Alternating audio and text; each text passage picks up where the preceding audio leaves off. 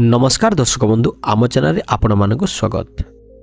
तो दर्शक बंधु आज आसतु जानिबा गोटे छोट कहानी माध्यम आपण मानक मु जणाइबा को चाहूची जे किपरि दुनिया रे एक बड़ मनीष हेबे एवं निजर ना रखिबे, बापा मांकर नाम रखिबे एवं आगको बढ़ी पारिबे।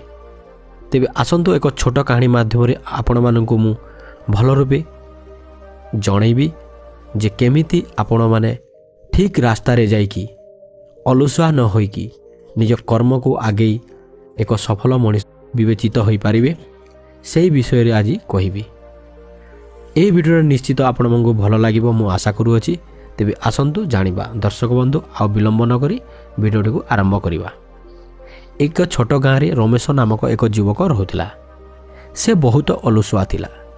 से जेकोसी काम करिबारे समय नष्ट करुला एवं सबु काम को पछरे पकाइबार तार खराब गोटे अभ्यास थिला। बापा माँ तांको सबु बेले गाली करुदुले जे तू काहींकी एमिति करुचु, केबे हेले निज काम रे मन देई करुनाहु बोली से कहूतिले। किंतु रमेश समस्त कथा को अडई देउथुला एवं काम करुनथिला, सबुले सईकी रहुतुला। किंतु तांकर आलस्य तांको बांधी करी रखितिला। एक दिन तांको दृष्टि एक बड़ अवसर उपरे पड़िला। गाँव रे एक बड़ आर्थिक योजना आसिला जेउटी महिला एवं युवक माने निज उद्यम आरंभ करी सफल होई पारिबे। से भाविला जे एठी जदि एक छोट व्यवसाय आरंभ करा जाए तेबे से किछि सफल होई पारिबो एवं किछि टंका मध्य कमाई पारिबो। किंतु तांको आलस्य एवं भय ताकू पछकु टाणुथिला। तांकर माँ बापा तांकू उत्साह कले एवं कहिले जदि तू एबे आलस्य करिवु ताहले जीवन रे केबे सफलता आसीबो नाही एवं तू मध्य आगकू बढ़ी पारिबु नाही, एमिति सबुदिन तू रहिजिबु बोली ताकू कहिले। एथि परे उत्साह पाई रमेश चेतना रे एक परिवर्तन आसिला। से निश्चय कला जे आलस्य छाड़ी से एक छोट व्यवसाय आरंभ करिवो। से निज पिला थिबा अभिज्ञता द्वारा आलू चिप्स व्यवसाय आरंभ करिवो बोली चिंता कला। माँ बापांको उत्साह एवं समर्थन द्वारा से अनेक प्रतिबंधक सामना कला एवं मार्केट रे तांको चिप्स बहुत जनाशुना हो गला। केवल एक वर्ष मध्य रमेश 50,000 टंका लाभ करिला।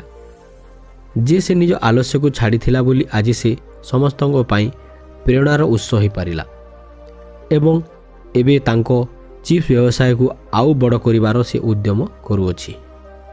रमेश कहानी एक शिक्षा मिले जे आलस्य छाड़ी जदि आमे निज काम रे मन देवा, काम उपरे प्रयास करिबा ताहले सफलता निश्चित भावरे आम जीवन रे आसीबो। आमे निश्चित आगको बढ़ी परिबा। तेबे दर्शक बंधु यहा थिला एही कहानी प्रकृत उद्देश्य। जदि आपण मानकु ए वीडियोटा निश्चित भावरे भल लागितबो निश्चित भावरे ताहले गोटी भल कमेंट करिवे।